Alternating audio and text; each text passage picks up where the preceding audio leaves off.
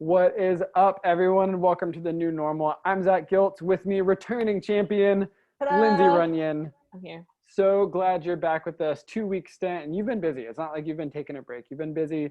Yeah. Last week, you helped Savannah pick up her potato pup, I did. which is a puppy that just looks, she's so small. She's like 2 pounds. She looks like a potato. Yeah. And then the week before, we wanted to give our interns just a chance to be themselves and to be represented. So it's been a good couple weeks, but we are so glad that you're back.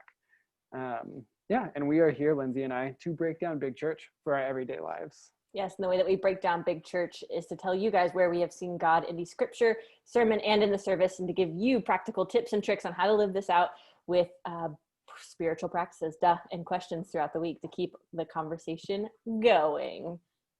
But keeping it rolling. The way that we always start out the new normal is with a great icebreaker. Yeah. So what is our icebreaker this week? We'll keep tradition and we'll go with an icebreaker. Even though we broke tradition, now we're in a new time. New day, new time. That's true. Mondays at 6. Find us on your YouTube or Facebook or wherever you've been finding us previously. We are still there. Just Mondays at 6 now. It's fine. So, but yes, our icebreaker. Yeah. So icebreaker is, did you find us? Just kidding. Our icebreaker today, as we've been trying to do the last several weeks, is kind of tie it into the sermon. Today's no different. And so with Saul having trouble sleeping, he reaches out and he's just like, who can play the harp? I need some music to get me to sleep. And so my question for you, Lindsay, and I'll answer as well, but what is your kind of bedtime routine if you're having trouble falling asleep? Okay, so bedtime routine. One, peppermint tea is where I go. And then what else do I do? Sometimes classical music, just so I can like breathe and not watch any screens or anything like that. But mainly if I'm like trying to fall asleep and I can't, I do multiplication tables in my head because math makes me sleepy. You think it like I just give up, I just can't. So that's what I do. So I start with my 3s because 2s feel too easy. There you go. You got to skip ahead since you're going to like peter out around 5 or 6. Right. Yeah. So what about you? 7s, for whatever reason, the 7 multiplication table was always my favorite. Really? Why? Yeah. I don't know. Actually, probably because I learned with my dad. And so we learned them with like a melody. And so Amazing Grace was 7. So like 7, 14. I can't sing, so I'm going to stop there. Okay. But anyways, it's fine. So maybe I liked Amazing Grace and also my 7s. What is your routine? My personal routine does not involve math, although it may. That's a good tip. But yeah, like you starting with tea, I prefer chamomile. Starts winding you down. Right. Brush my teeth, all that stuff. And then usually it's kind of about 15, 20 minutes into like actually laying in bed that I'm just like, okay, like I've got to fall asleep. And used to, that would be where I'd kind of start looking at the clock or my phone and be like, okay, like if I fall asleep right now, I can get X amount of minutes of sleep in, and like, let's, close your eyes really tight. And it's like that stress amps it up even worse. So I don't do that anymore. Once I'm like in fall asleep mode, I don't touch the phone. Okay. So that's a big part. And then really I kind of look at it as extra time in the day that I otherwise wouldn't have. And so instead of spending it anxious about tomorrow, which is a lot of times where I find myself, I take that time to pray for people that maybe I haven't thought of in a while, which sounds like a really cheesy youth director answer. But I don't just like early on in life, I kind of found that as like bonus time that like, oh, I might as well give this time to God because it's not going to be productive spent anywhere else. Yeah. Way did Jesus juke everything? Come on. There you go. So if you're falling asleep with multiplication tables, you're doing it wrong. There you have it, everyone. Thanks for joining us. I'm just kidding. That's a wrap. But our scripture, it's not a wrap. Please stay with us. Our scripture for yesterday, since it's Monday. Oh, yeah. Our scripture yesterday for Big Church was straight out of 1 Samuel chapter 16, verses 17 through 22. And in the midst of that scripture, I kind of found just this re-highlighting of David's humble beginnings. For sure. And so where we found him last week was still in the fields when Samuel came to Jesse's house to meet his sons. And Jesse didn't even think to bring David out from the field. He offered up 7 other sons to be anointed before Samuel said, are you sure there's not anybody else? Yeah. And he says, well, we've got one more, but he's like in the field.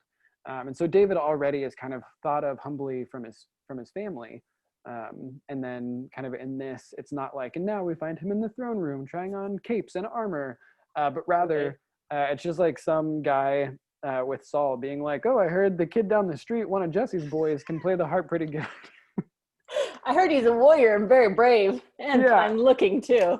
Other accolades, but mainly he can play the lyre or the harp.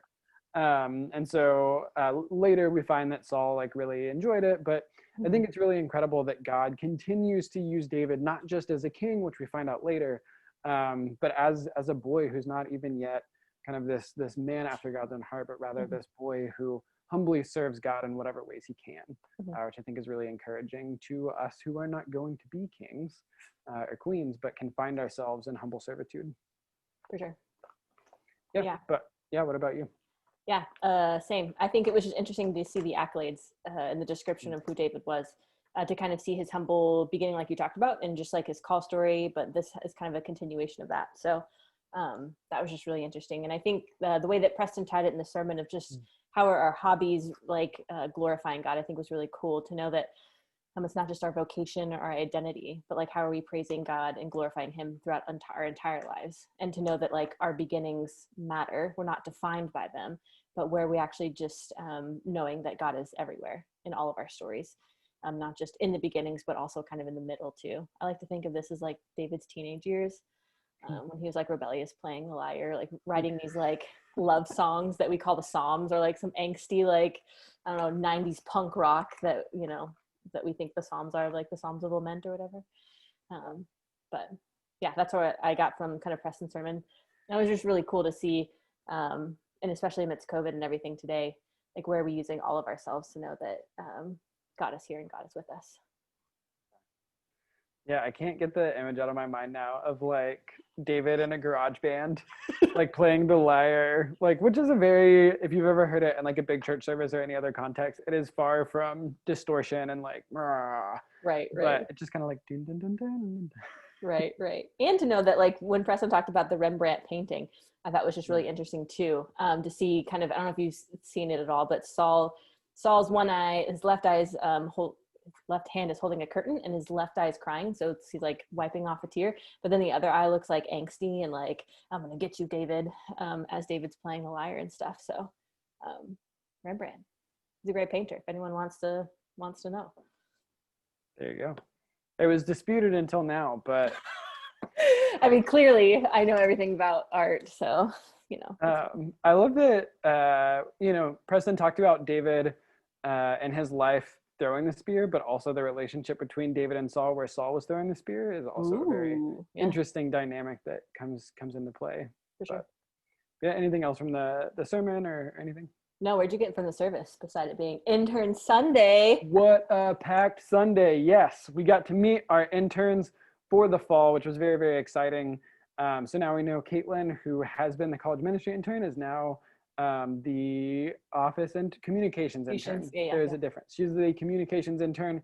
Preston McMath is staying on as the youth ministry intern, has been doing an incredible job. We look forward to keeping him around. And then you have a whole new house. So who are you working with this semester, Lindsay? I've got 3. So Bradley Robinson, Jarrett Gibson, and Abby Huey. So all rock stars in their own light and incredible giftings. And I'm super pumped to see what they can do just for college and what they can do for this church, and just to see Jesus through them. They're all super passionate about just spreading the gospel in some really cool ways. And so, yeah, excited to see how it all plays out for sure. Yeah, that's very, very cool. And I know we both have tons of volunteers and people beyond who you get to see on the stage, but certainly got an opportunity to lift them up today. And continue to pray for them as they have a pretty big job ahead of them as well. And you will get the opportunity in the near future to hear from them as well. Like I said a couple weeks ago, we really want to highlight those voices, and we really are excited to continue that tradition moving forward. For sure. So we got to meet them this Sunday. We got to see our Wesley Ramblers from just across the street, the Wesley Foundation. Ben and his crew coming in and leading worship for traditional service. And so that was really cool. And then having Lily back in full form. She'd been out for several weeks and has been kind of tapering back in. But today, just getting to hear her full and strong voice was really, really neat. And so, looking at the Ramblers standing in the need of prayer. it's me, oh Lord, standing in the need of prayer. And I think just like David kind of humbly finds himself serving through these seemingly smaller ways that end up being very instrumental. But this idea that like, it's not just those people who come to my mind at 2 or 3 in the morning that need prayer, but God, that it's also me. And kind of humbly living up to the greatest commandments, not the first greatest, but the second greatest in terms of loving my neighbor as myself, Sure. and allowing myself to experience that love from God and being in prayer for myself as well as others. And then again, going back to Lily talking about God, I look to you. That was good, yeah. And just the steadfastness that comes from God in the midst of all of what's going around, no matter how chaotic it feels, maybe even serene, it's still God that we look to that brings that peace. And no matter what your school is, what your profession is, what it is that you do with your time, if you live in and around College Station, you are experiencing chaos. Students are flooding back to town. If you've been going to restaurants, you are finding that it is harder and harder to get to them and all the things. And so even though that's oftentimes minor inconveniences, it can still be in the traffic jams that I look to God and find some peace. But yeah, so that was kind of the service overall. Really loved also getting to see some of our interns getting engaged in liturgy as well. But yeah.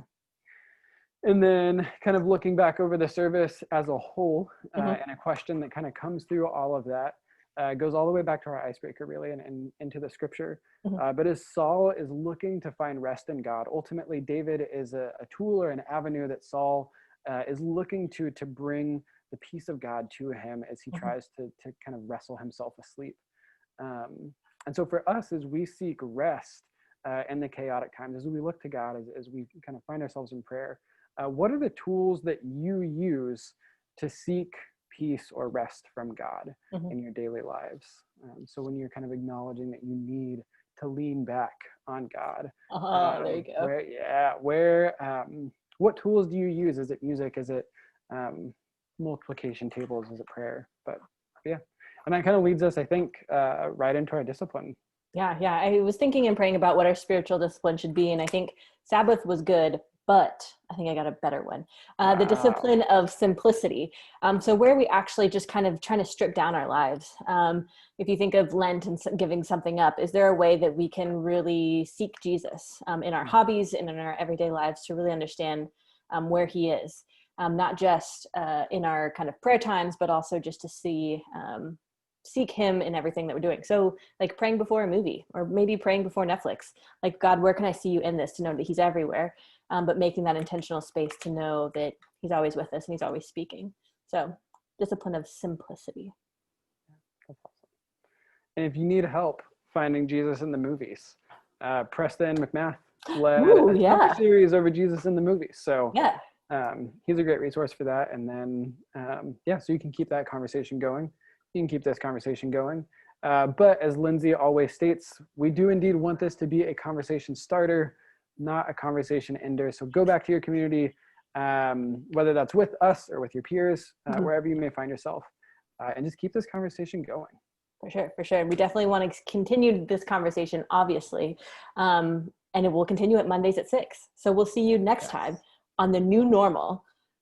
Bye. At a new time. At a new time. And also with you. Bye, everybody. See you next time.